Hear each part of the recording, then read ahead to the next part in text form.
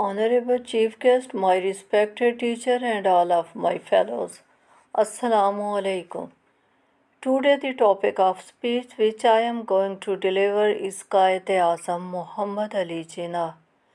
There are so many great personalities, but I like قائد اعظم Muhammad Ali Jinnah, a person who was not only a man but a whole institution of truth, honesty, and sincerity. He was born to a rich and admired family in Karachi. He got higher education from abroad. He proved his worth as a successful lawyer and stepped into the field of politics. Qaid Azam observed the miserable condition of Muslims and decided to work for them. He presented his case of two-nation theory, practically that each corner of the subcontinent resounded with a single voice, लेके रहेंगे पाकिस्तान, बढ़ के रहेगा Hindustan.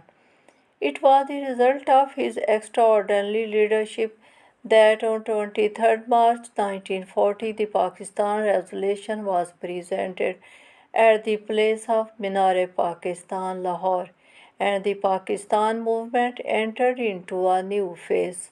Then the sound to get Pakistan converted into the utmost passion of the Muslim community in the subcontinent.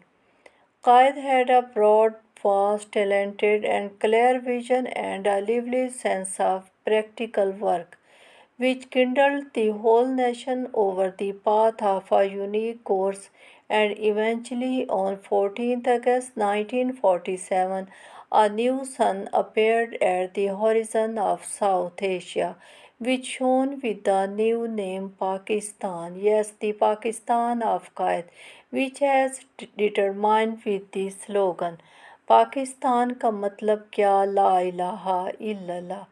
At the end, I want to share some of the evergreen wording of Qaid Azam as he said, I don't believe in taking the right decision.